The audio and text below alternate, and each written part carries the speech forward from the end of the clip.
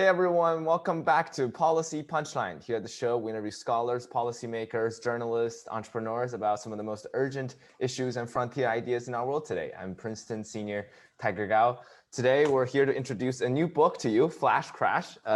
It's written by Vaughan, who is an investigative journalist for Bloomberg and Bloomberg Business Week. He has received multiple awards for his work, and his last book, The Fix: How Bankers Lied, Cheated, and Colluded to Rig the World's Most Important Number, was a bestseller as well. And this recent bestseller, Flash Crash, was on Financial Times Best Book of the Year award and all kinds of wonderful lists you may find online. So it's a wonderful, fascinating read that we'll soon introduce to you. I'm also here with my friend Michael Senka, who is a senior at Princeton with me hosting the show. So Mr. Vaughan, Michael, thank you so much for joining me today. Thank you. Absolute pleasure. Thanks for having me. Mr. Vaughan, why don't we begin the interview with a very generic question, which is, what did you talk about in Flash Crash? What is this book about? So Flash Crash tells the story of the May 6th, 2010 financial crash, when $1 trillion of value was wiped off global stock markets and futures exchanges around the world.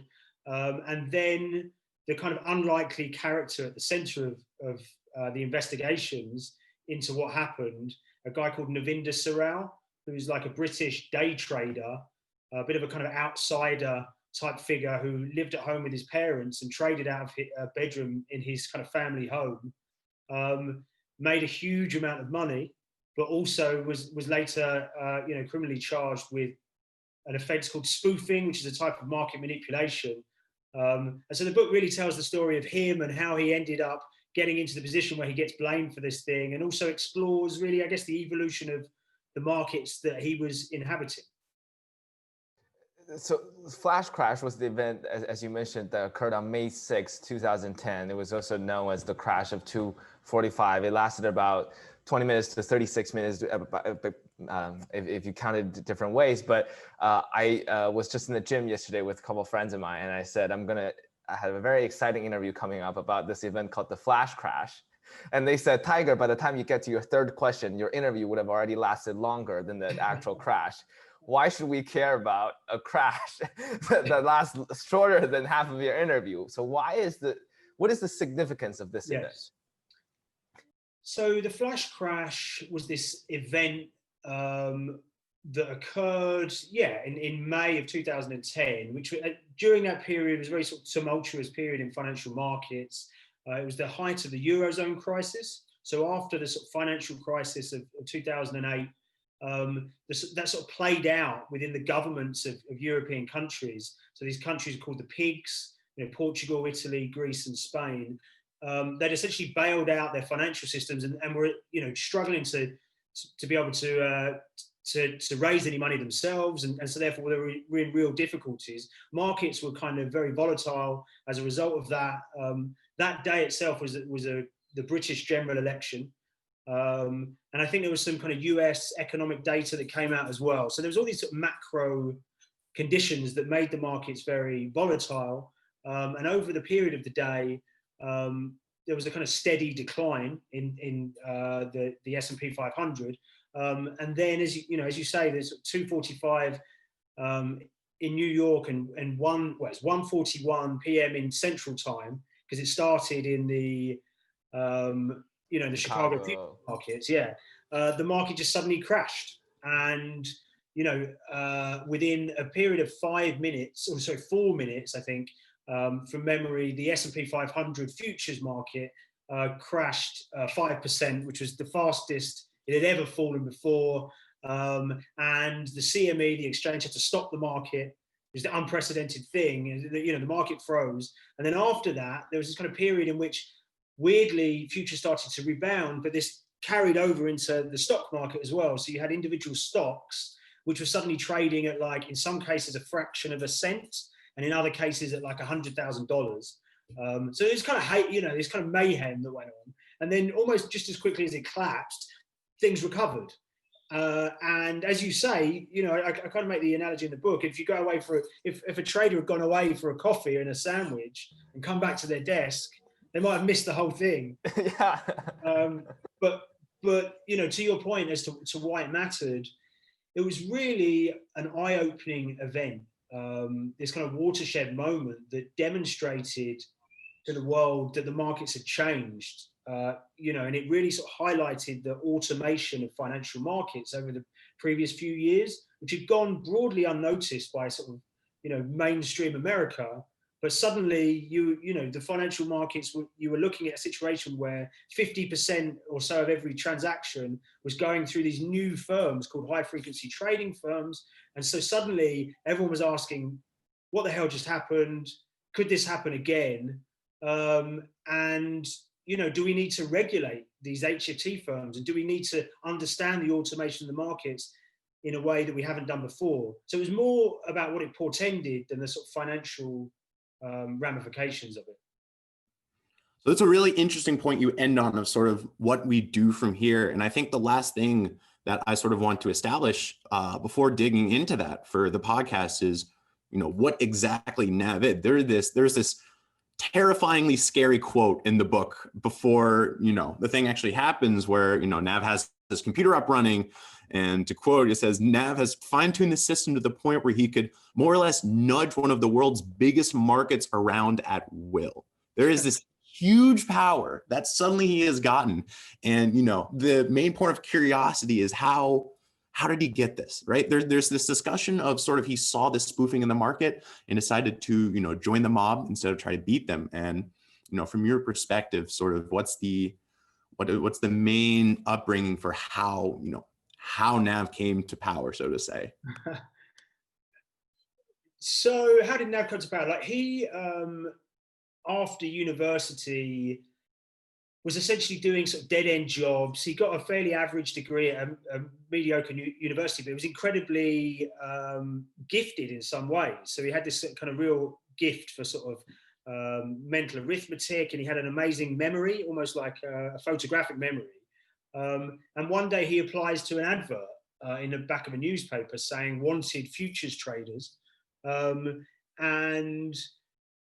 He from those very lowly beginnings, he goes to this place. It's called an arcade. It essentially doesn't look much different to maybe like an internet cafe or something, whereas a bunch of young guys essentially being backed, to learn how to trade. And anyway, to sort of cut into, through a large part of the beginning of the book, like it turns out Nav's incredibly good at that. And he just ups the stakes of the amount he's trading, and the more money that he has behind him, the more brokers are willing to give him leverage, and the bigger size that he's able to trade. And one of the really shocking things about the book is by the time the flash crash comes around, Nav is in a position to place orders worth like literally hundreds of millions of dollars, and he's doing this from his bedroom, and nobody's really stopping him doing that. And I think regardless of the question as to whether or not he caused the flash crash, just that in and of itself is pretty shocking. And there's a whole host of reasons for that. One is the exchange and the sort of the markets themselves encourage as much trading, as large trading as kind of possible. The other thing is that you have to trade through a broker if you're trading futures, but brokers are incentivized to have their clients trade, as often and as large as they possibly can. And Nav had just this kind of insatiable appetite for taking on risk. So where other people might have been afraid to have lost their money, he was willing to put everything on the line, which turned into a real kind of asset, when it came to his trading. I guess to quickly clarify for our listeners again, just in case if people still don't know what we're talking about, Nav is basically the person that is accused by the U.S. government as the person that triggered the 2010 flash crash, basically from his bedroom.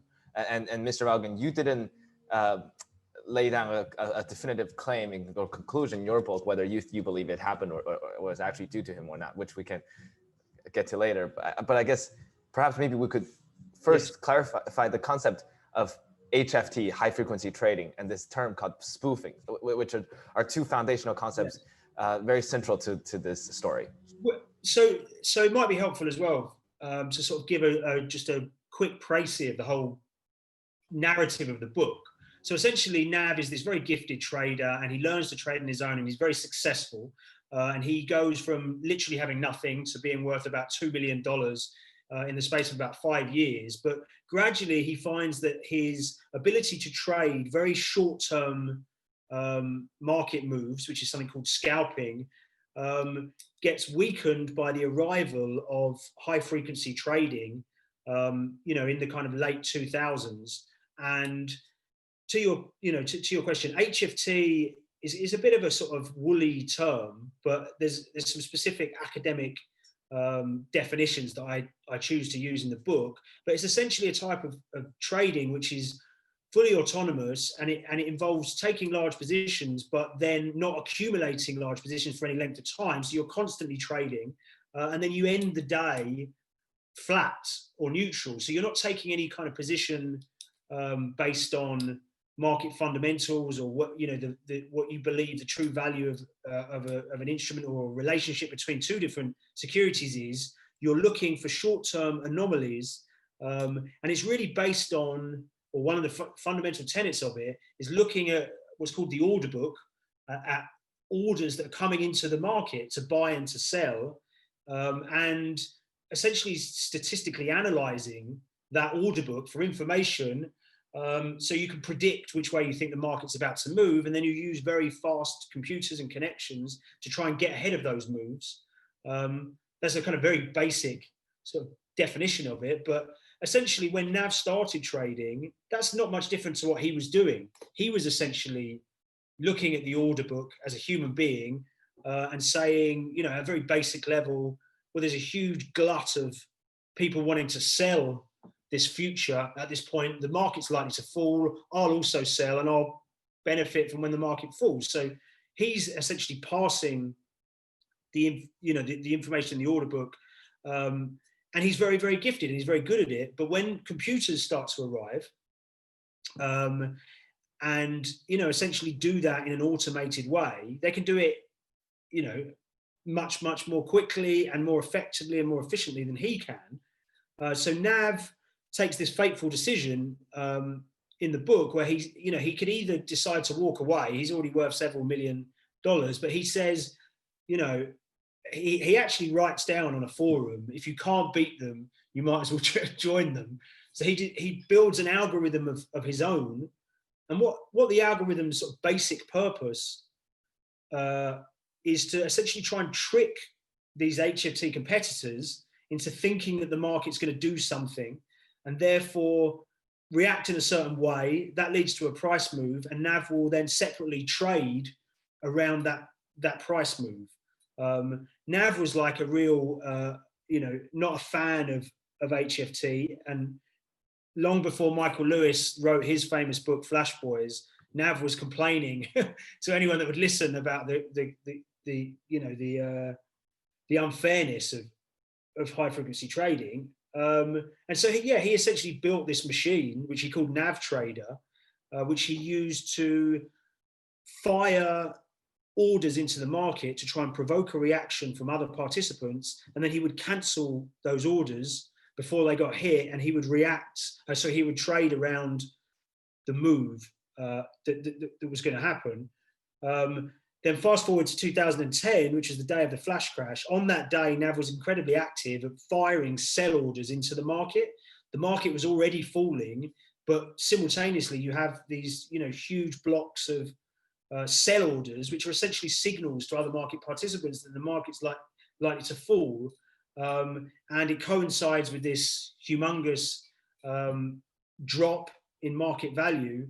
And, I'm sure we'll get to it eventually, but later on, he ends up being, blamed for essentially contributing to this very disruptive market event.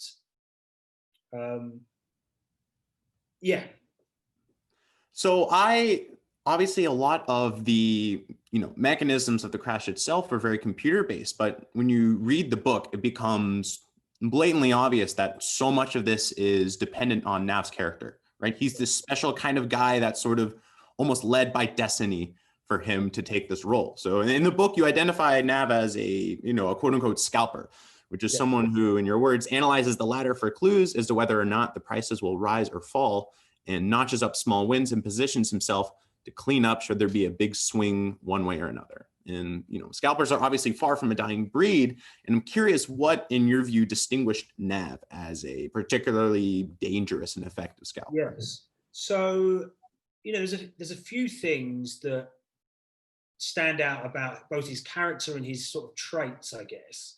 One is that he, has this incredible focus to, do a single task, a complex but single task for hours and hours at a time. And, if you imagine scalping, you're essentially looking at something that doesn't look too dissimilar to an Excel spreadsheet with 3 columns, and you've got the sort of current prices going down the middle, and then you've got all the orders that are waiting in the queue to trade at different prices. I mean, just looking at that, it's not the most exciting thing in the world to look at, but it's this sort of key to to huge riches. And Nav was a keen gamer. He spent his childhood like obsessed with football, but he's the kind of football fan that would be soccer, I should say, who was like really interested in the stats and the kind of foreign leagues, and a bit of a kind of just an obsessive interest in soccer. And then he really gets into computer games, and he's incredibly good. I think he was like number 700 in the world at FIFA. So he's got this kind of mind where he's willing to devote huge amounts of time to perfecting a task. He's also got good hand-to-eye coordination, and he's got essentially an incredible memory. So for example, there's a bit in the book where he goes for this job interview, and one of the things that they do is they ask you a bunch of, maybe you guys could do this, but I was very impressed. They'll ask you to sort of multiply 3 and 4 digit numbers in your head, and Nav could do that quicker than they could look them up. So he had this real ability in that kind of way. And so it's, essentially I view it that he's almost like the equivalent of has sort of got the processing power of a computer. I'm sure it's true in something like chess as well, where it's about being able to think about the times that situations have happened before and apply that knowledge very, very quickly to the current situation, and also apply sort of statistical likelihoods to moves based on his prior, what he's seen previously. So he had this amazing ability. But I think I think there's a couple of things that made him really stand out. One is just that he was so obsessed with it. He really didn't have much of a life beyond trading.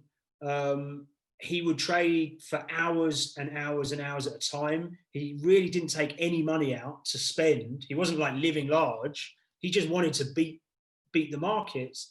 And the other thing that everyone talks about who used to kind of work with him at various places is that he just had this almost like ice in his veins, whereby if he thought he was right, he would be willing to put huge amounts of his entire bankroll that he'd spent years building up on the line, because he would take the view that I'm a great trader, and if I lose the money, I'll just make it back again. And most people trade, there comes a point where they have responsibilities, and they have a mortgage to pay, and they have a family to feed, and they just can't afford to lose that money, and they'll be lamenting the trade that they missed. But the human psychology side kicks in, and Nav just had this massive advantage, which was that he almost had an ability just to place trades based entirely on their merits and not factor in anything to do with how it would affect him if he lost.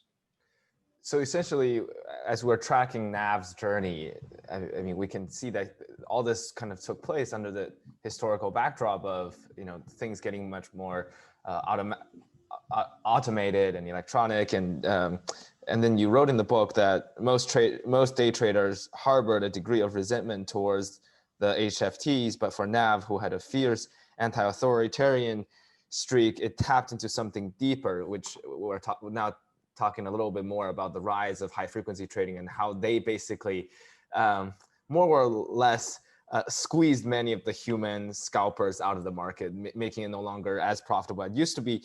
And then Nav, as you wrote, had this deep feeling that how could he compete with a bunch of faceless billionaires who never lost? And how was that fair? The markets was supposed to be the ultimate meritocracy. It didn't matter what you look like behind your screens or where your parents are from. If you made the right moves, you got the rewards, except Nav was increasingly coming to believe that wasn't true. And like so much else in life, the players destined to win were the ones with the most money and the right connections.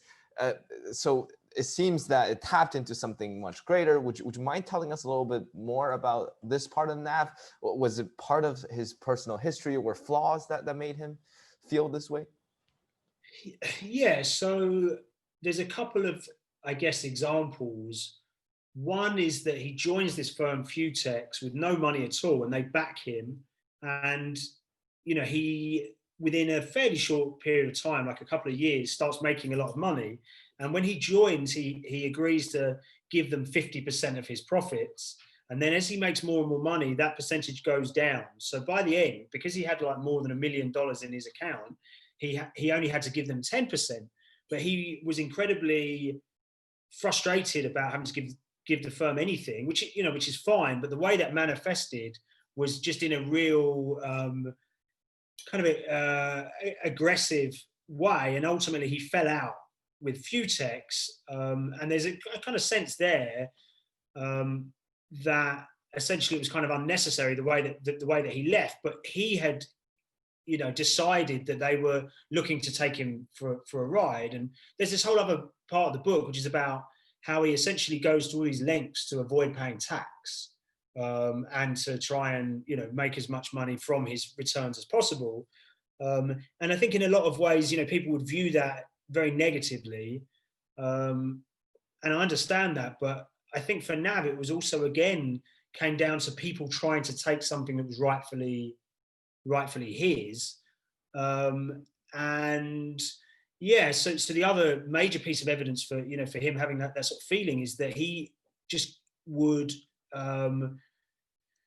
essentially inundate the CME, the exchange, with emails and complaints, and would send them videos about what he viewed as other people cheating in the market. And if you see Nav, like, he dresses in a very sort of scruffy way. He's got a very sort of pronounced London accent. He's very unpolished, but he's almost proud of that fact. And to him, HFT was the kind of opposite. It was like the kind of elites who had the money, that could pay for the technology, that could recruit the smartest kind of PhDs. And I think, a key part of what motivated him is that he was cleverer, or he wanted to be clever, and, maybe he was. And so it became about a kind of personal quest to prove himself as sort of capable of beating a rigged system. And one of the sort of eureka moments when I was actually reporting the book was that I found his forum posts. Like, they'd never been made public before, and I was just literally Googling one day and I came across his posts, and there was just this incredible moment in 2007 where he writes down exactly what he's thinking, which is that, has anyone noticed that the market is full of people cheating, you can't hit their orders, people are spoofing, I think it's completely unfair, the market should be a level playing field. And then 2 days later he writes down, which is very typical of Nav. It shows what an unusual guy he is. He writes down for everyone to see, you know what, I'm fed up with this. I'm going to ask the technology company to build an algorithm of my own. I'm going to do exactly the same thing. So as a sort of storyteller, it's very rare that you get that moment where someone decides that they're going to do something that turns out to have this really huge consequences for their life. But that is exactly what happened with Nav. But I also think the fact that he did that just tells you a lot about how, whilst he was very gifted in some ways, he was also quite naive in other ways, which I think helped him make decisions that got him into the trouble that it did. because I think most people would have stopped. Right. So we've established a wonderful picture at this point of who Nav is, what led up to this. And I want to take a bit to hear your thoughts and establish another character in the story, arguably the biggest and most invisible character, the government regulators, and the police, how they play in all of this. So as early as there are 3 acts in the book, as early as the end of Act 1, the flash crash, the namesake of the book, happens, and the rest is sort of the aftermath, how Nav is tracked down and how regulators sort of respond to this. And I'm curious your thoughts of, do you think the regulators overreacted when such a short event ended up having such a long-lasting impact? I'm curious to hear on whether you think this was, more of a Black Swan, perfect storm sort of event, or if there's, this is an indicator of maybe something bigger going on underneath. Yeah, so there's this kind of period directly after the flash crash when there is real scrutiny on, the state and the architecture of financial markets and the rise of kind of machine trading. And, essentially it's been driven by sort of public concern about like, are my savings going to be safe? And, are commodities going to be safe? Like, are we going to end up in a situation where robots run amok and it's going to, screw with the sort of underpinnings of the financial system? And that goes on for, for a good few months. But, I can tell you that having spoken to, some of the individuals involved, like the motivation was really just which I think it probably often is to really try and alleviate the pressure on them and come up with a satisfactory response and then move on with their lives. And one of the sort of key moments from a sort of regulatory perspective is in 2011, which is when this big set of rules come into the American system, which is the Dodd-Frank rules, which came after the 2008 financial crisis. And whilst that was going through the Senate, there was like an opportunity for the kind of enforcement guys, the sort of cops, to add stuff to the roster. And they were having no luck at being able to bring cases against people accused of cheating. Like through the history of the CFTC, there'd been one successful manipulation case ever brought. And so at that point, they used the opportunity of Dodd-Frank to bring in a specific rule against spoofing. And, that turned into a very kind of fateful and important moment in the sort of history of the policing of the markets, but specifically for NAV, because even though during the flash crash, there was no spoofing rules, these kind of rules come in and they give the regulators a kind of framework with which to go after people who are accused of trying to sort of rig the financial markets. I mean, in answer to your question, do I think that this was just really a sort of Black Swan event? I mean, I do think that the level of scrutiny after the flash crash was warranted, because I think a lot of what had happened had gone on under the noses of even the regulators. And one of the good things to come out as a result of it is that essentially there was this sort of period in which, and I mentioned some of the individuals in the book, but they go through this period of educating themselves really about actually how trading really works. Because the CFTC is this, vestige of like an agricultural regulator. And when it was formed, there really was no such thing as a sort of evolved derivatives market. And so it's almost constantly looking backwards. And so it took the flash crash for the regulators to try and then grapple with what the markets that they're actually supposed to be policing really function like. So yeah, I don't know if that answers your question, but I think ultimately, yeah, I think it was despite the fact that prices bounced back, it was important for the regulators to try and understand the underpinnings of the market, and so I think that was a positive thing that came out as a result of the flash crash. And there were some limited regulatory changes around trying to stabilize the system, and touch wood, there hasn't been a repeat of at least a kind of multiple market wide crash in the last 10 years. So right, yeah, that last point is sort of a good point on the litmus test, I guess, on if government regulation is doing a good job of making things more secure against people, like NAV. And I think the answer probably against spoofing specifically may be answered of, maybe a specific NAV could not come back. But I'm curious of your thoughts and perspective of the ability of the government to prevent something like this, someone like NAV, from hacking the system, so to say, before it actually happens. Yeah, so I spend a lot of time in my job talking to people that work at financial regulators, and overwhelmingly the experience is like a positive one, and the people that I talk to are very dedicated and intelligent and focused on the job at hand. But there are certain really systemic and structural constraints. Fundamentally, there's the issue of resources. So for example, when the CFTC, after Dodd-Frank came in, suddenly got responsibility for essentially regulating the global derivatives market, I think its budget went up by 5% or something. And these are all lawyers and investigators that could be working at white shoe law firms or whatever, and making hundreds of thousands, if not millions of dollars, and whereas at the regulator, the money's bad, the coffee's bad, the computers are bad. And so, in answer to your question, I think that's a real challenge. And then the other challenge is about the personnel that they're able to attract.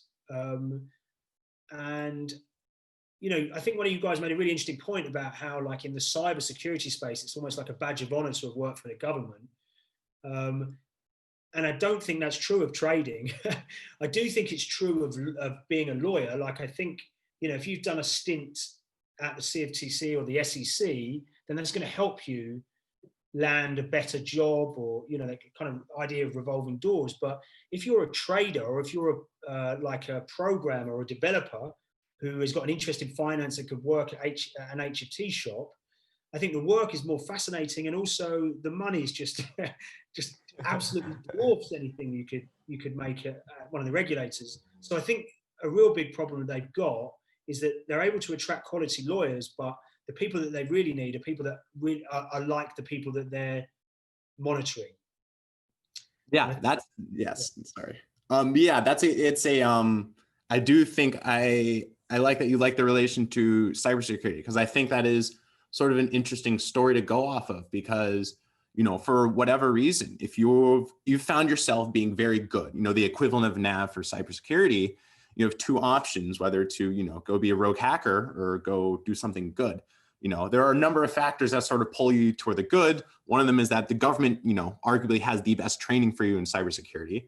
Another is that you can have a very well-paying job doing hacking. Companies will pay you to do what you love to do, even if you like the hacking side, as long as you don't do actual damage for that sort of thing. And, part of me is curious if the world of economic regulators can learn from the world of cybersecurity in trying to make it cool for the best of the best to come work for the government, whether that means for there to be some government agency that can train these people to truly be the best at their craft, whether that means sort of giving them a playground to like actually mess with markets without actually messing them up. So I'm curious if, you have any thoughts on viability of any of these directions. Yeah, so one of the things that actually got cut from the book, I kind of allude to it, but there was quite a lot about it. There's this kind of episode where the CFTC had hired all these young academics who didn't get paid anything, or got paid virtually nothing. But what lured them to the position was that they were able to play around with the data. So basically, if you're like an academic who's focused on market microstructure, you can get data, but it's usually old, and it's usually stuff that's not particularly interesting or whatever. Whereas if as an academic, if you get your pass and you could get a position at the CFTC or whatever, you could see entirely up to the minute data, and you could run research on that in a way that you'd never be able to do outside it. And so I think that, yeah, there is a kind of intellectual draw that the regulators could utilize to try and get really smart people to work amongst them. It's like, I think part of the problem is that with HFT particularly is this a fairly nascent thing. Like, so you're talking about the 2000s really that it begins, and then it evolves very quickly. And so, it might be like a generational thing that in a few years' time, maybe it's the same as cyber, but in a few years' time, you'll find that, there will be people that have really kind of important experience in that field making the crossover. But so far, I think it's been tough. Here's another point of fact. At the moment, the regulators farm out a huge amount of their data analysis to third-party companies because they just don't have the technology and the resources in-house to do it. I guess I can see the advantages of that, but ultimately, if you're looking for the regulators to gain that expertise themselves, that's not a great sign, I think.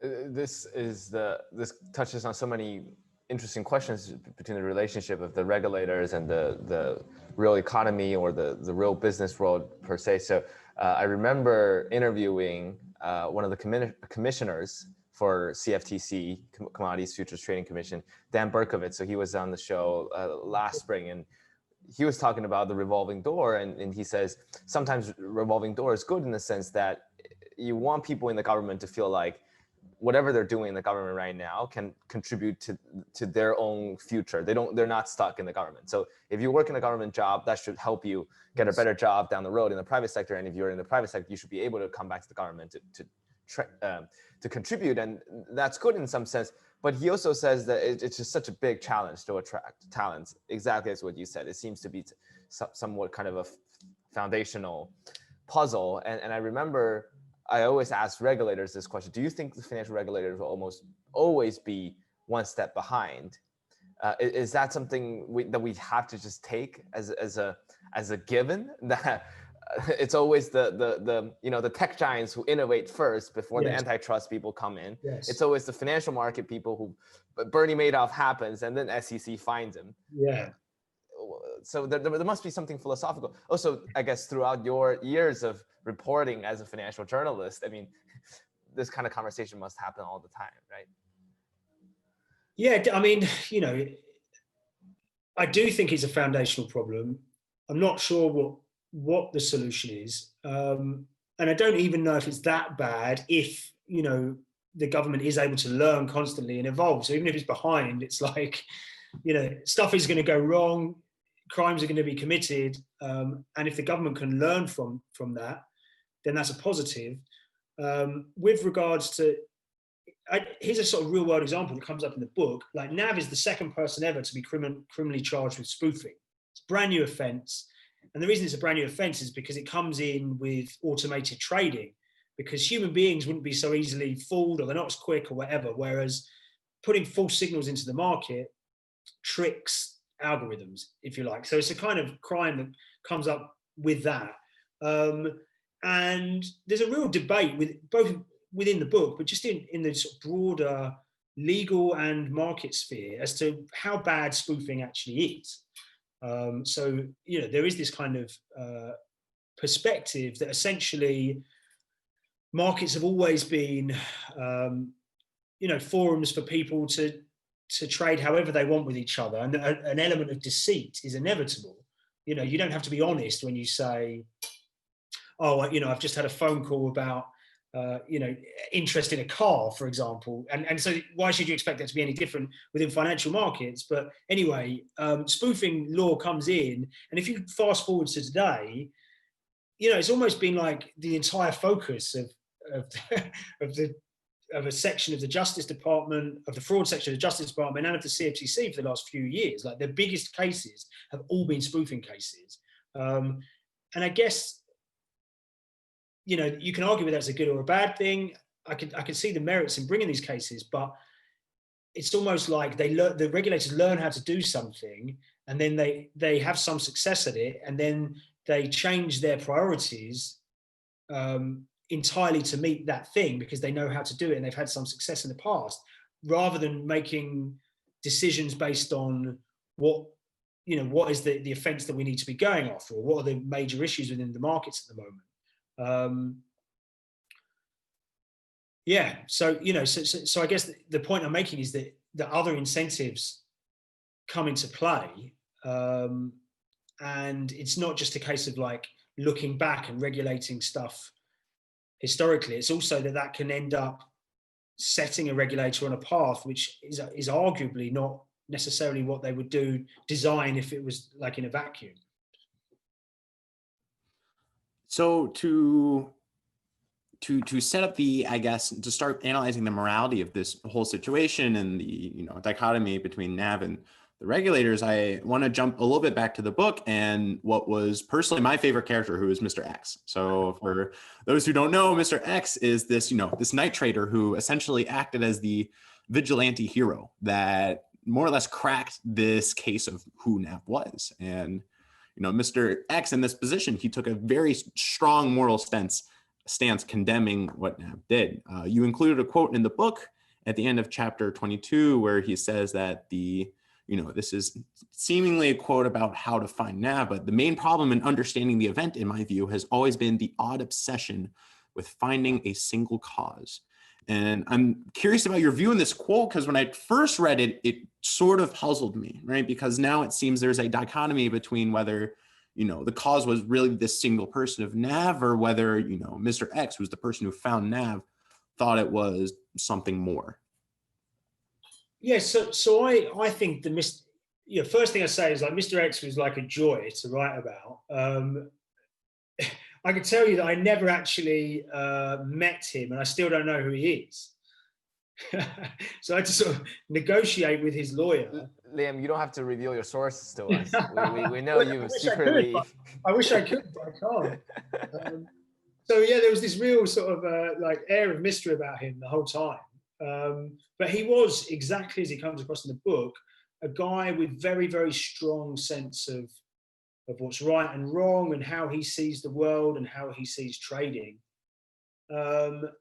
And yeah, so to fill your listeners and your viewers in, about 2 years after the flash crash, this guy is testing his own trading software at home, and he sees something that the entire government had missed. He sees these blocks of spoofing orders that are entering the market on May 6, 2010.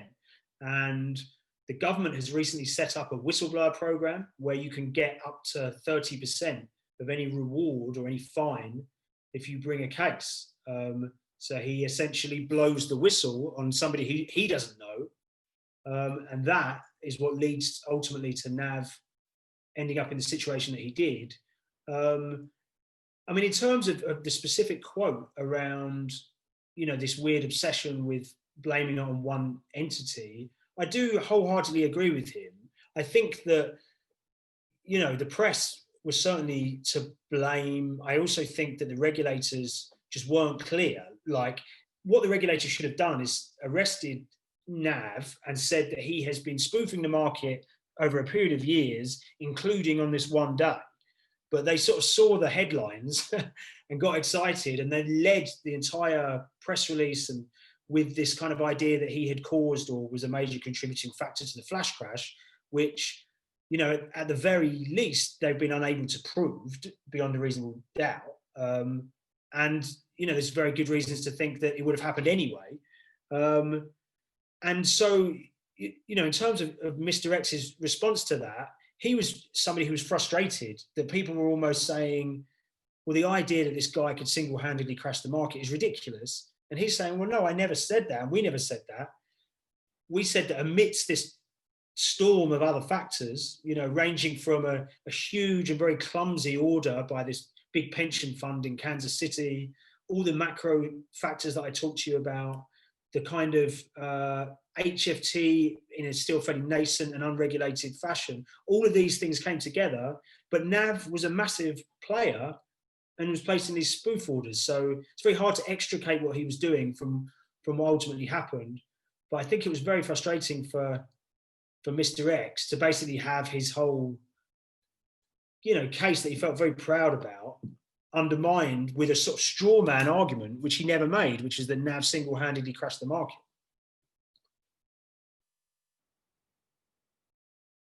Got it. Yeah. No, that helps sort of my understanding of the quote itself. So I guess now we can sort of, now that we've set this full stage, we can jump into one of the big questions. Is Nav a good guy or a bad guy? So, you know, Nav is this extremely complex figure. He's been called the Hound of Hounslow. I think, you know, this reference of Wolf of Wall Street and in a very admirable way. And then obviously you have characters like Mr. X who, you know, see him as just, you know, he was confident. He was confident, and that was the only thing admirable about him, and that's what led to what he ended up doing. So, you know, sort of before going into how we reconcile with the two perspectives, I'm curious of your perspective, right? You have obviously gotten more attachment to the story of Nav than arguably any other person in the world writing this book. So I'm curious if, you know, through your writing process, was there more of a draw towards what he was doing, more of a draw away from what he was doing, or what was that feel as you were writing? So, you know, as a journalist and certainly doing the sort of narrative nonfiction work that I do, I really just made a decision very early that I didn't want to assemble the facts in such a way as to try and get, you know, the reader to either think that he was a hero or think that he was a villain, because most, you know, firstly, that's like good journalistic practice, but secondly, I just didn't have a view on that myself. Like he was this kind of weird confluence of things. The reason I think the case was such a kind of lightning rod case and was such a big deal is because if you think about the timing, there's a children's toy that's just going off in my house for no reason. So he was arrested in 2015, and a few months earlier, this book, Michael Lewis's book, Flash Boys, had just come out. And that was a real sort of diatribe, basically, against high-frequency trading. And Michael Lewis kind of essentially said that the whole markets were now rigged, that you don't realize it, but between every single trade is a kind of vulture who's essentially stealing money from you. And that's the new kind of market structure. And so then, if you can imagine, when Nav gets arrested, not only is he a very sympathetic character because he's a kid who lives at home with his parents, you know, hasn't really got much of a life beyond this. He's quite a sort of vulnerable character. He's not like working for Goldman Sachs or something. You know, he's a kid literally in his bedroom. And then you look at this kind of HFT thing. And the thing is, like, a lot of people that have been arrested after the event have kind of retroactively talked about, the evils of HFT, but Nav did that throughout. It wasn't like a defense. Like, as early as 2007, 2006, there's records of him complaining about other people cheating to the exchange itself. So, you know, Nav later goes on to be diagnosed with Asperger's. And you know, I think if you read the book, or even like us talking about it, you know, you can understand why that diagnosis was kind of made. But one of the sort of key tenets of that is that sort of he views the world in a very sort of black and white way. And so for Nav, it was like, I've seen other people cheating. I see it all the time. Nobody does anything. I've complained about it to the exchange. I've sent them videos. I've done everything that I can, and nobody seems to listen to me. So therefore, I'm going to do exactly the same thing. So he sort of views it in quite a sort of black and white way. But I think the reason, well, there's a couple of reasons why I think there was so much sympathy towards him. And one is that he's like this David and Goliath figure. You know, he is a kid who essentially has learned to fight back against these, HFT firms whose reputation at that point was really kind of dubious. And you know, so there was that kind of moral sense. And then there was the other thing, was that it's so hard to make money in the markets with no money and no connections, and, you know, you don't know anyone, you're not on the trading floor. And Nav had just done this entirely off his own, guile and and kind of talents. And so for a sort of whole generation of like day traders, he was like a complete hero. And, you know, the hashtag free nav was going around Twitter, and, you know, everyone was just incredibly sympathetic. And even the newspapers, you know, within a day were like, there was an op-ed in the New York Times and the Financial Times, essentially basically suggesting A, the case was ridiculous, and B, you know, he's actually a bit of a hero. I guess I'm sort of saying all this to slightly skirt around how I view it. I think that a lot of Nav's complaints with regards to HFT, or a lot of you know, his animus towards HFT was in some cases warranted. But I think that the reason he objected wasn't really for sort of the good of society. It was more down to the impact it was having on his own trading. I really, really admire, you know, the kind of the craft with which he was able to sort of design the algorithm, get it to work, modify it. You know, there's a certain amount of just sheer appreciation for the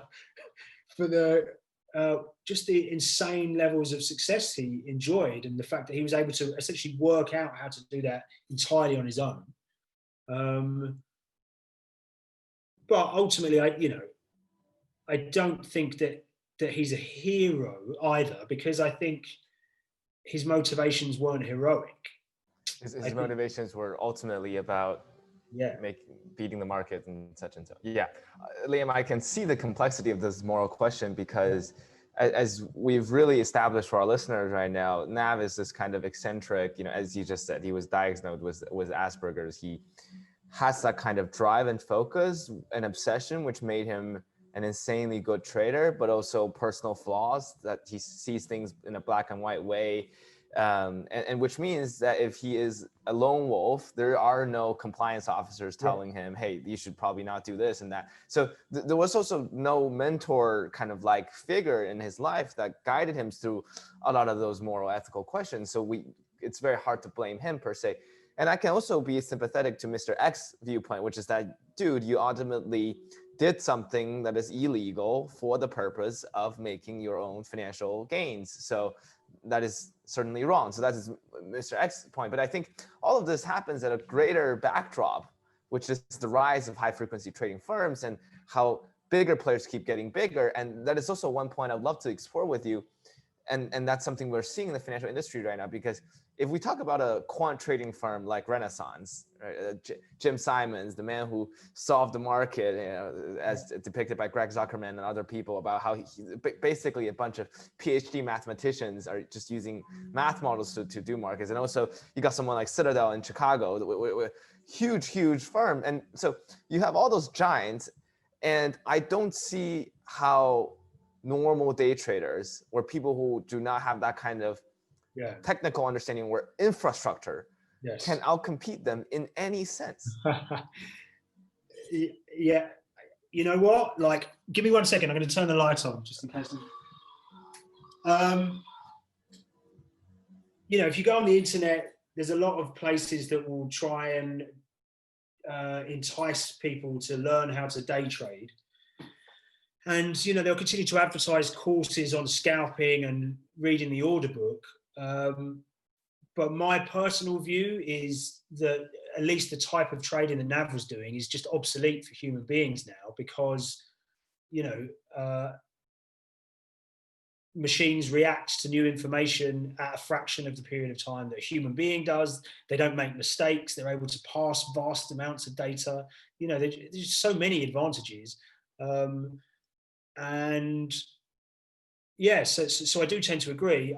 There is still a place for, you know, for trading based on longer term horizons, I think, you know, based on like market fundamentals, or you'll read of a sort of political situation, things like that. But I mean, even that, there's an interesting fact that I think, you know, there's multiple examples of people that used to work at Goldman Sachs that were like fund managers or were prop traders and were lauded for their brilliant results. And then they leave and they start their own firm with none of the kind of access to what's going on around them, the sort of flow of information, the market color. and within a fairly short period of time, they have to fold up their fund. And I'm sure you guys are aware, but there's just a lot of literature out there about the fact that it's incredibly difficult for active fund managers to beat the market over any period of time. And I think that where HFT is successful is it's really about exploiting almost like flaws or features of like the market architecture. So it's about like taking advantage of where you appear in the queue, or if you combine this order type with this order type, and it's happening at such a kind of minute and fast level that you can still have an edge in that. But yeah, I mean, I don't know. It's hard for human beings to be able to compete with trading. I think it's one of those industries where mechanization and automation can really drive a dagger in the heart of the individual traders. Yeah, I think this last point with the automation is very interesting and starts to get into an idea that you referenced a number of times in the book with quotes, is the fact that a lot of people like Nav sort of see this whole job, this process, like a game that he's been playing since he was a kid. In a recent interview, you wrote that Nav likely saw himself as playing a game and, saw money like a high score. In a sense, Nav did not, you could argue he didn't really understand or care of the real world consequences of what he was doing. And, this goes back into spoofing and everything like that. But this is, starts to tap back at the question for, how much is Nav to blame versus the, high frequency trading landscape, which has sort of turned this whole very sensitive job to the economy as, looking like a game. Yeah. I think that one of the lessons, or one of the things that I, come away from the whole process of writing it, thinking, is that there's a real difference between law, kind of like morality and ethics, and the law. Like, the law is essentially a set of rules, and they have to be drawn somewhere. And, essentially, Nav, looking at it in a complete vacuum, if you were to explain to somebody what HFT is, which is what Michael Lewis did, it's essentially very smart people looking at trying to jump ahead of forthcoming market moves and spending huge amounts of money on computers that will allow them to do that and to cancel orders in such a way that they're almost guaranteed profits. So one of the big HFT shops, I think it was Virtue, put in its IPO prospectus that it had one losing day in like 5 years. And that sort of almost goes against the sort of fundamental tenets of economic theory. Like, you're supposed to take risk and lose, like, and if you don't have to, if you can't lose, then I think that talks to a system that needs to be addressed. But I think that as you sort of touched on, Tiger, there's this kind of point that the HFT firms know where the law is because they lobby for it. Like, yeah. The rules are set and determined by the biggest firms. There's a kind of revolving door between the regulators and the exchanges and the firms themselves. And so they know exactly what they can and can't do. And so someone like Nav is looking at it saying, well, hang on a minute, the whole thing's crooked. Like, they're all just pulling as many orders. They're cancelling 95% of orders. They're trying to incite market moves. They're spoofing. But it's almost like he can see the truth, but he can't see the wood for the trees, which is like, yes, but what they're doing isn't illegal. Like, and so ultimately it almost kind of doesn't, it doesn't matter. Like, the law has to be set somewhere. And if you cross that line, then even if you think you're justified in doing it, you're ultimately going to face the consequences. And I think that's almost like a bigger point than that's in this book, that it's like we have to organize society against some certain rules, and those rules are sort of given some kind of moral or ethical weight, but ultimately they're just like guidelines that people have determined in a room somewhere at one point or another. And that just happens to be where that line is drawn, and you have to respect that as part of a society. You don't have the right to determine which laws you think are just and which ones aren't? I guess we've been talking about some of those philosophical questions, which are awesome territory that we're finally get into, because the book, as you said, is also documents this trend, this greater trend, this new era of trading that took place in the digital realm, as opposed to in-person trading. So because you described, it used to be that you are in in-person trading pits, especially in Chicago, whatever, and then a lot of those skills that would be required for good traders is your sense of what's going on, you have good interpersonal skills. But when everything was moved to the automated world, the nav strengths become true strengths, which is single-minded focus, mathematical brilliance, the agility, the extreme risk-taking. And I wanted to ask you your thoughts on this, because we also touched on this rise of PhD mathematicians and computer scientists basically usher into, I would even say, the front of the financial world these days. And yes, as you said, there are still people who are investing in the fundamentals, but those seems to be increasingly not outdated, but kind of more traditional way of fundamental investing. So it seems that there's almost this mathematicians, PhD math are often seen as nerds in schools, right? Whereas the MBAs, the hot guys who go work for investment banks and stuff, they're all the cool kids. But right now, the nerds are basically taking over Wall Street, making more money, taking bigger bets, and just doing cooler things and pushing the frontier more than all the kids that bullied them back in elementary school or something, right? And that is fascinating to me, that must reveal some kind of fundamental direction of where our world is headed. I mean, in this new data science era or whatever. But I think that, I sort of hinted this at the end of the book, but the next step is really like AI and, human beings just having even less of a role. So previously, as you say, trading was like a guy making a decision in a pit. And then it became like a guy designing a simple algorithm to help him trade. And then it was like designing an algorithm that you could leave on most of the day. And now it's like, algorithms that make decisions and change their strategy. So you can just essentially press the button and just, intervene when things goes wrong. And so I think that, even the nerds are gonna fall away, and there's gonna be fewer and fewer human beings that are required. Michael will be out of a job in 10 years or something. I'm sure Michael will be one of the ones that are... the math skills will no longer be useful. Anyway, sorry to interrupt you, Liam, but you were saying. Yeah. No, I'm sorry. I've lost my train there slightly. We were just talking about, I guess, how PhDs, mathematicians are I guess, taking over. But yeah, Michael, you wanted to say something. No. It's just just a funny comment on that. But I guess to follow up from here, there is an interesting relation that you made. So talking about how, AI becoming the next step, right? The program controlling the market, right? If Nav's computer was really doing the fault, how do we, blame Nav when it was really the computer?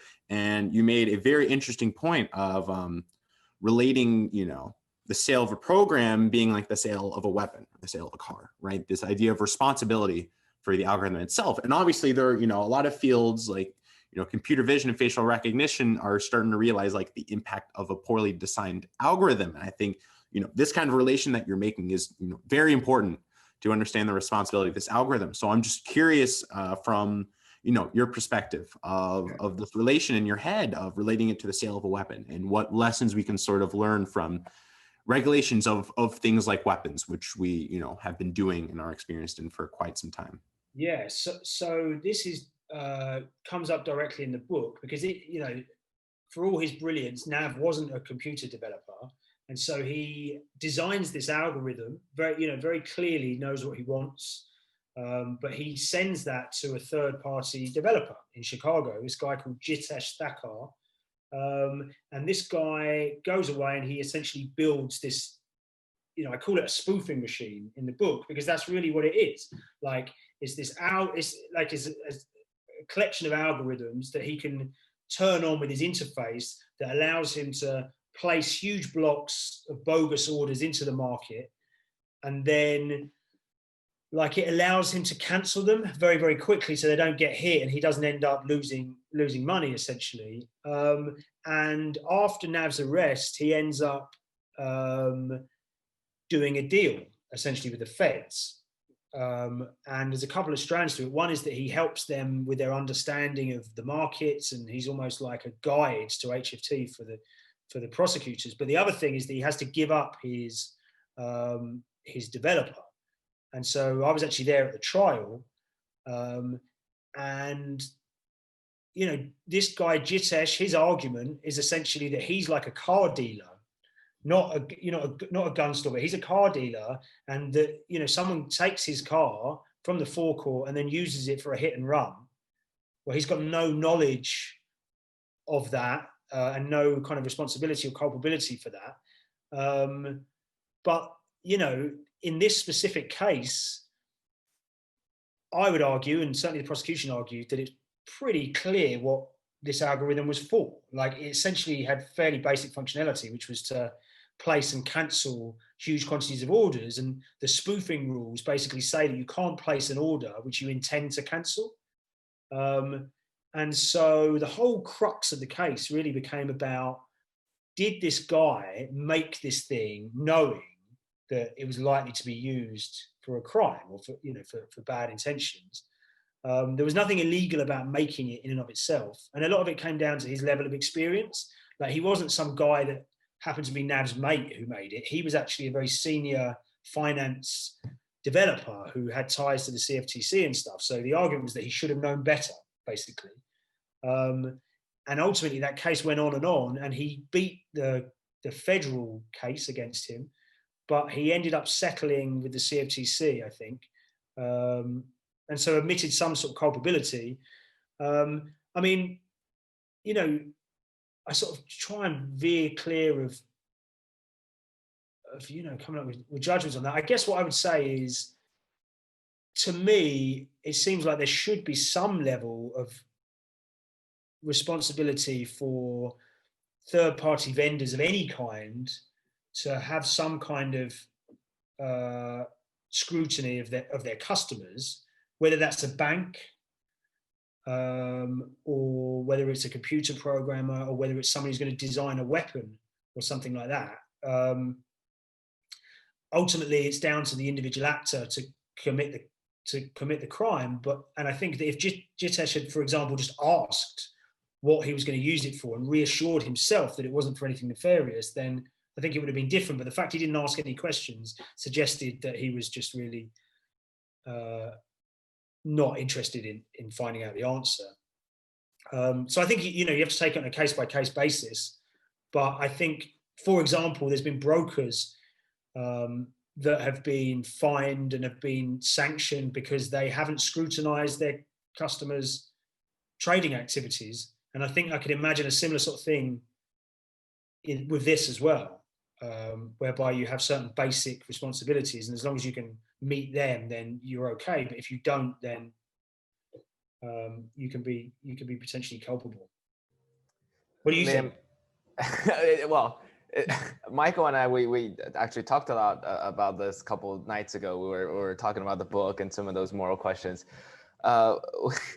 We don't have any definitive answer at the moment yet. I think I pretty much captured my earlier thoughts and some of our thoughts earlier, which is that we show some kind of sympathy for Nav as this guy who, you know, is kind of carried away by his own flaws, but also some of the broader trends and what he sees as injustices in the system. And the system has certainly drifted towards a direction that I don't think is honestly an idea of one man per se or one woman per se. It's, you know, somehow the direction that this financial world we're seeing that headed right now, we're seeing is also mixed with machine learning, rise of artificial intelligence, data science, which are not, you know, financial world Goldman Sachs inventions or their own manipulations per se, but somehow and also the fact that bigger firms get bigger and they get more competitive and they have an anti-competitive effects spilling over to other things. I mean, we see that in pretty much every industry. I mean, the finance world is probably a little bit more concentrated because you deal with money, so you make money a little bit quicker. But I mean, it would be so hard to start a consumer brand right now and start selling foods in grocery stores, right? So starting a small business or small shop is hard anywhere, it feels like. Yeah, I think that's absolutely true. I mean, one of the interesting things about these HFT shops is that they were quite sort of plucky little firms at the start.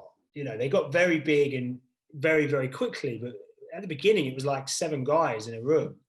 They were sort of the vanguard. But I guess that's true of any technology, isn't it, really? Any technology company, it starts with a few guys in their garage. And this was kind of no different. One of the things that I do feel reasonably strongly about is that one of the flaws in the way that the American regulatory system is set up, and it's not actually just unique to the US, but it's pronounced in the US, is that the first line of defense is the exchange. So in my book, it's the CME. And I spoke to you earlier, I mentioned earlier, but the CME's incentives are to have as much trading as possible, to have as much orders coming in and being cancelled as possible. HFT is an absolute dream, you know, for them, because by its very nature, it involves huge amounts of transactions.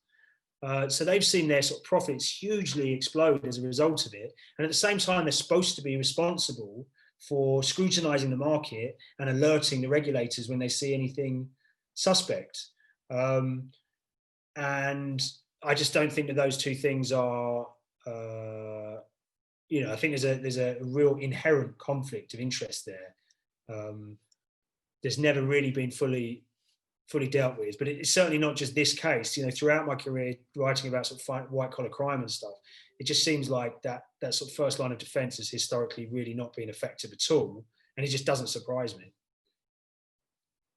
Yeah, I think that, yeah, from your entire discussion, sort of, we've, you know, through all of this discussion, sort of, you know, high frequency trading and sort of the role of algorithmic trading as it goes, this is, you know, as we analyze problems like the flash crash, these are obviously, you know, we've already been talking for more than an hour about this one 20-minute event, right? We've been talking 3 times more than the event, but it's an insanely, it's an insanely complex event. But I guess the main point is that, you know, this is a very exciting time for algorithmic trading, where, you know, it can either go for the good and go for the bad. And this is certainly a don't throw the baby out with the bathwater sort of moment. There are a lot of great things about, you know, this sort of making the market more efficient. And, you know, if we want to tie back to the role of, you know, the, I guess, relation to cybersecurity. I mean, in the 2016 presidential elections, that was a primary topic people were asking for. There were breaches everywhere, and there were huge questions about whether we'd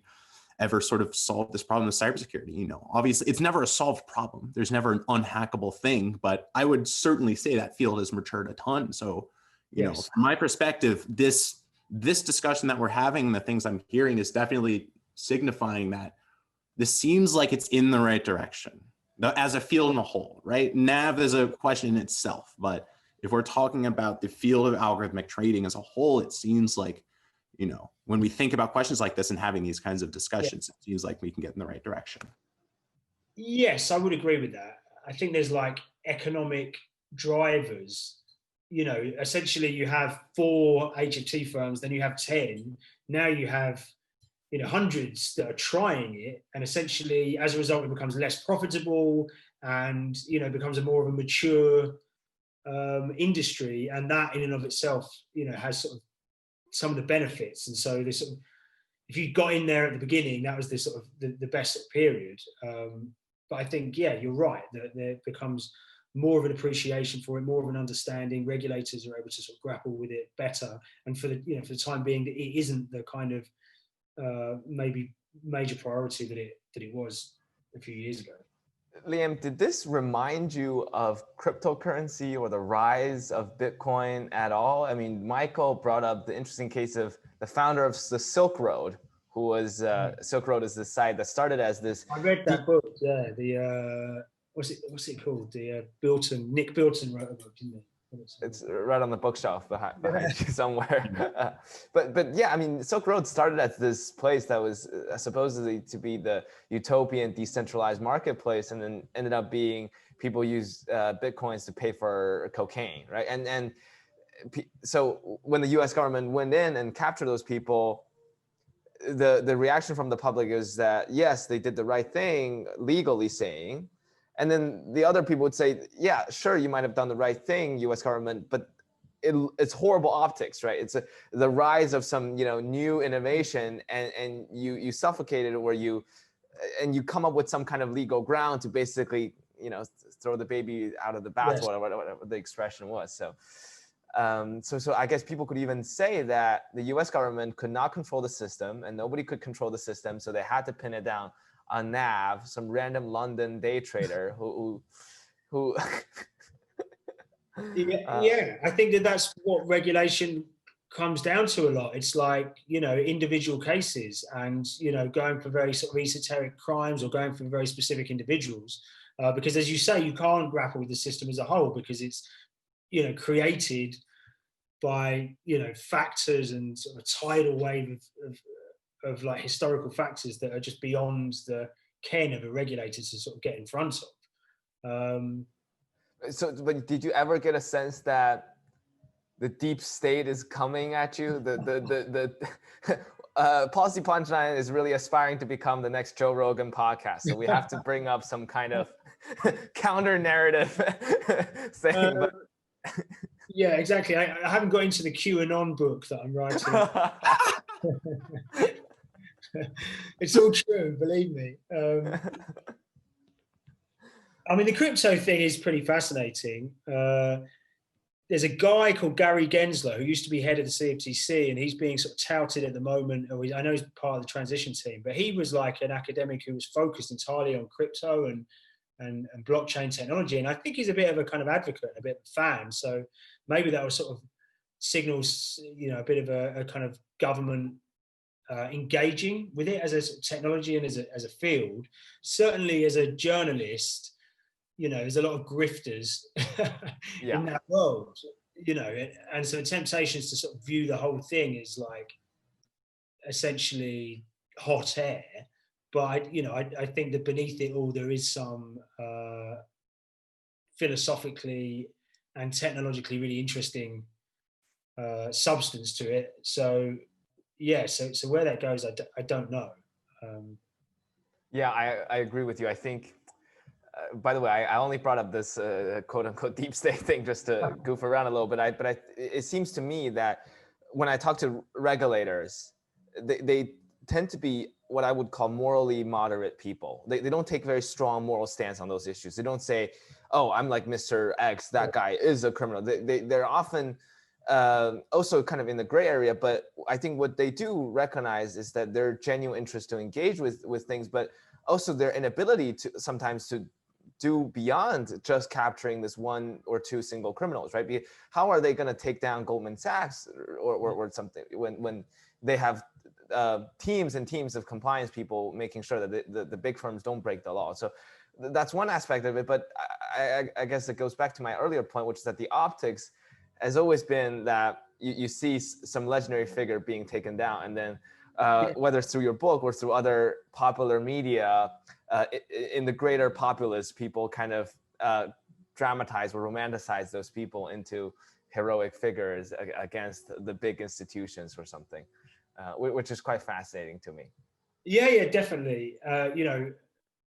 I think as human beings, like, we understand the world through sort of stories and narratives, and they're often the same stories. And the sort of David Goliath idea is just so pervasive and so like inherently attractive to people that I think that Nav, just the thing when I was writing the book that I really like, it was almost like I've done so many stories about financial criminals and white collar crime and stuff, but Nav's like narrative arc was this kind of kid who discovers something, and then he flies too close to the sun and gets greedy, and then he gets, comes crashing down, and it's like the dark night of the soul, and he's going to face 30 years in prison, and then he sort of finds a way to kind of get out of it and get some kind of redemption. It had just such a a sort of Hollywood style narrative that I didn't even have to. I didn't have to try to kind of imbue it with that, because it was just this kind of life that he led. But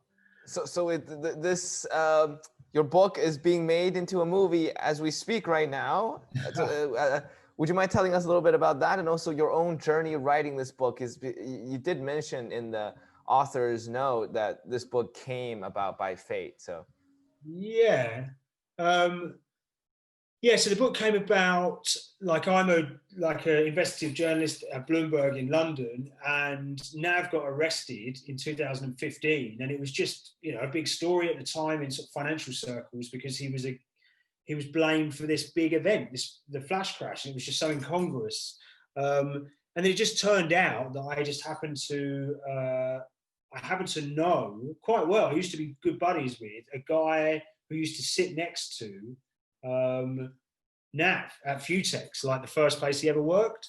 So I, met this guy for a pint, and he was just telling me all these stories about how he used to, like, turn up late with his leather jacket and, fall off his moped and drink milk from the carton, and just all these kind of bizarre stories. And it was like straight away, he was just not like anyone that I'd really written about or even heard about in that kind of world. So that was like a real head start. And I just, like, normally when you're sort of phoning around after somebody's done something brilliant or something bad or whatever, like, people are sometimes like struggling to remember them or whatever. But with Nav, like, everyone remembered him.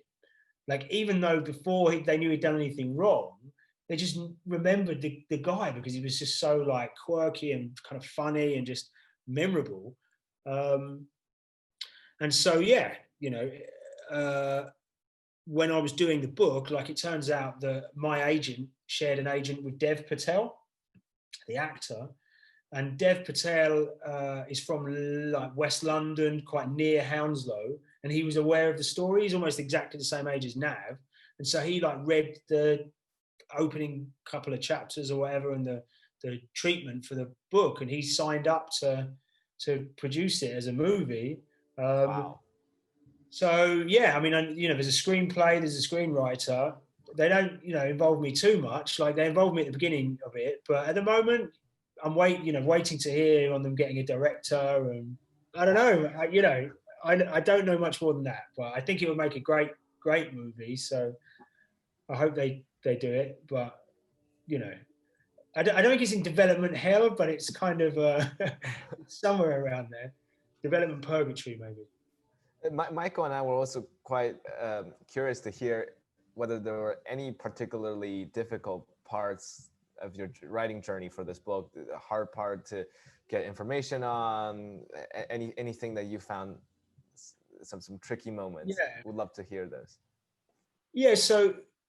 So I would describe it that when you do a book like this, it is a leap of faith that you have to back yourself, that you're going to be able to get the stuff that you need, because you haven't got it. Maybe sometimes you do, but in this sort of instance, it's like you're aware that there's a great story here, and so you get a book deal, and then you have to go away and get all of the reporting, and that's really a tough process at the beginning, because no one will talk to you, and so you spend the first, like, few months trying to persuade a couple of people to talk to you. And in my experience, it's like a domino effect or a kind of avalanche thing, where gradually over time, the more people that talk to you, the more information you gather, the more you're able to put that to other people, and the more they sort of feel obliged, or that they have to talk to you because you're writing about them. And eventually you're kind of able to get a head of steam going and sort of build up the material. But at the beginning, it's pretty scary and pretty lonely, because you don't know you're going to get it. Particularly with the government. Obviously, government officials aren't supposed to talk to the press, in unauthorized ways. So you have to sort of convince people. And the way that you go about doing that really sort of varies from individual to individual. Michael and I do it by pretending to be students, and we say this is a podcast interview. I was going to say, you look kind of old.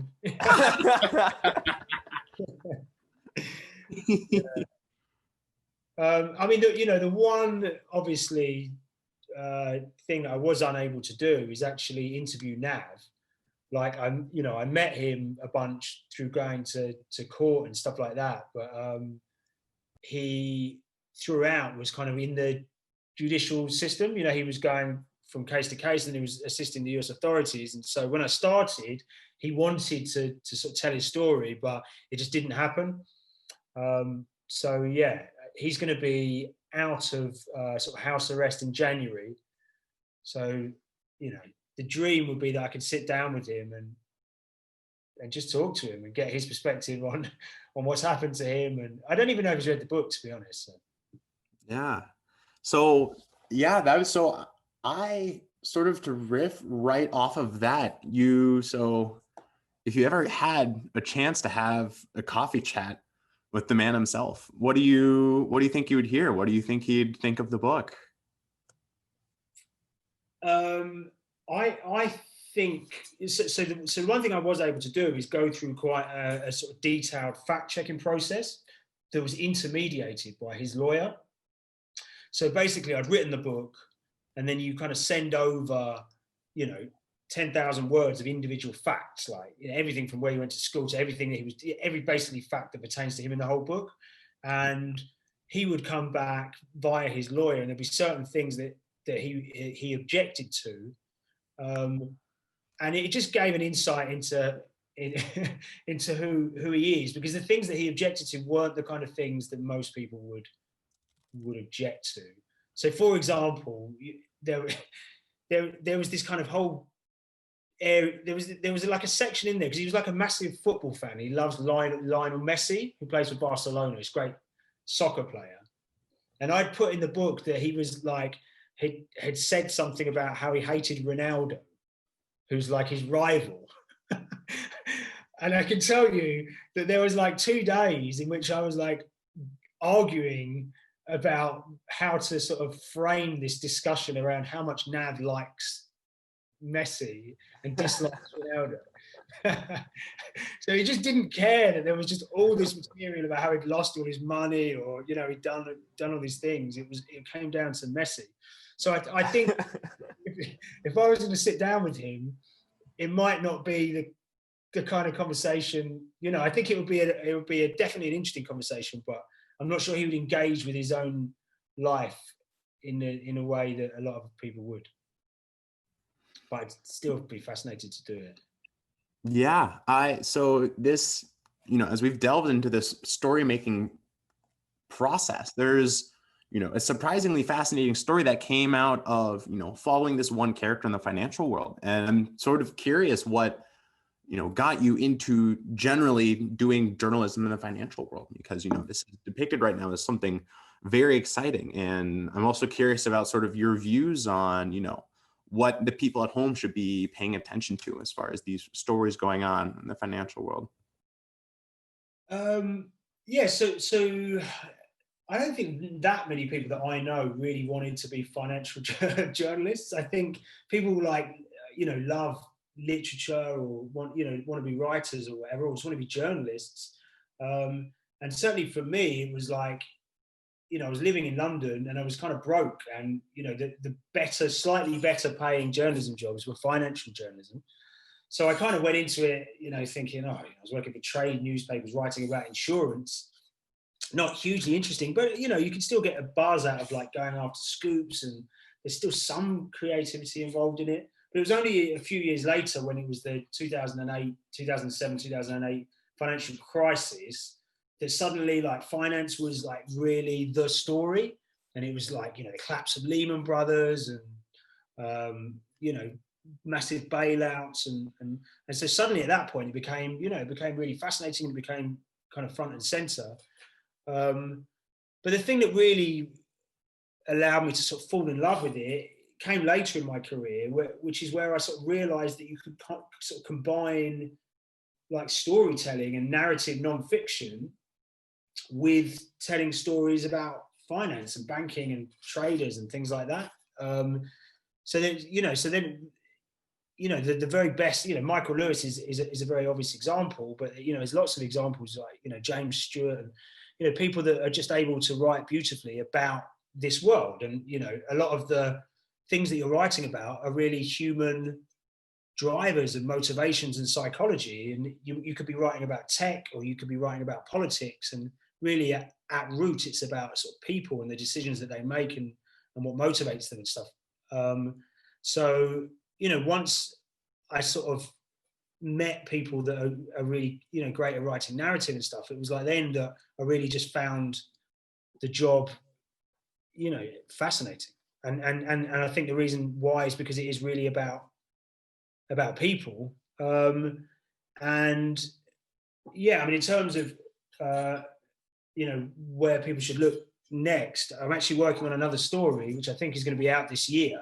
But I don't know how much you guys are aware, but on April 20th, the oil market collapsed. Yes, negative oil price. Negative oil, yeah. And at first there was this kind of real rush to say, essentially it was all fundamentals, there's nothing to see here. And the story that we're working on suggests that actually that there was like a small number of individuals that had a big part to play in it. I can't really say much more than that, but it's a lot of resonances of NAV, in the sense that, you know, people assume that massive markets are driven by huge companies and oil majors, and actually they're not. Like at certain periods of time, you know, you can actually have a real oversized impact on the market being a relative minnow. And these guys are really, they're different to NAV, but they're equally kind of quirky and interesting. So, yeah. Well, we're about to get some big scoop here. Watch this space. No, that sounds fascinating. I mean, well, hopefully we can talk about that then when it comes out and stuff like that. I know we've been already talking for like an hour and a half. I do want to wrap up here. Two quick questions to end the interview, Liam. One is we talked about all the, you know, morality judgments, trends in financial industry.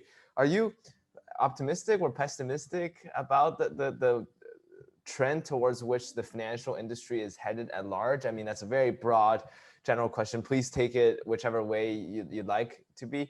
And the second question is, since the name of our show is Policy Punchline, what would your punchline be for your book, for the markets, for anything? So those two concluding questions. Yes. So on the subject of how optimistic I feel about the financial markets, I think that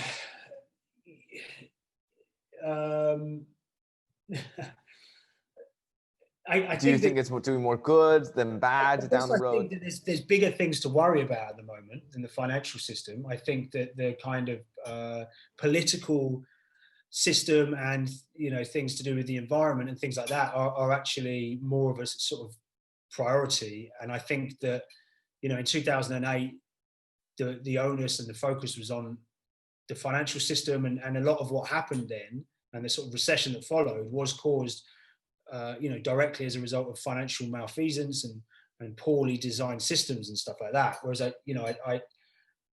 personally just don't think that is the focus. Like, do I think that there are elements to the way that the financial system is designed and regulated that could be changed? Definitely. But I don't feel hugely pessimistic about it, but maybe because I'm just sort of pessimistic about so much else that's going on. And yeah, I mean, as a sort of punchline, I guess what I would say is that, you know, through doing my job, there aren't many people that I've met that don't feel entirely justified by the way that they act and what they do. And, you know, it's easy to sort of paint people as sort of villains and heroes, but obviously that you know, that isn't how the people work and how the world works. And I think that ultimately, therefore, it's the job of government and regulators to sort of design the system and design incentives to encourage better behavior, as opposed to, you know, expecting human beings to behave, you know, in ways that are outside their characters, or just, you know, basic human drivers. I don't know. That's slightly waffling, but that's the punchline. That sounds great. I mean, it's a fascinating interview. Thank you so much for joining me today, Liam, and also Michael. I want to advertise this book to our Viewers and listeners, again, if you're watching us on YouTube, you can see the book, Flash Crash, A Trading Savant, A Global Manhunt, and the Most Mysterious Market Crash in History. It talks about the 2010 market crash. In 20 minutes and 30 minutes. The global markets tanked and then quickly recouped all the losses. A mysterious moment, and also quite fascinating moral, ethical implications for regulations, for the financial markets, for Nav, this very interesting character. Please go buy the book. Check out Liam's work on his site. Liam, is there any others way we can find you, read about your work, follow you? Anything else you want to tell our listeners? I write for Bloomberg and Business Week, so you can follow me that way, and I'm on Twitter as well. It's Liam Vaughan BBG. So check that out. But yeah, thank you guys. It's been really fun. I've done a lot of these interviews, and we sort of went down some avenues that I haven't done up until now. So thanks very much. This is a fascinating conversation. Thank you again for joining us today. Follow us on policypunchline.com. Listen to us on iTunes, Spotify. You watch this video on YouTube. Thanks so much for listening today. Awesome. Thanks, guys.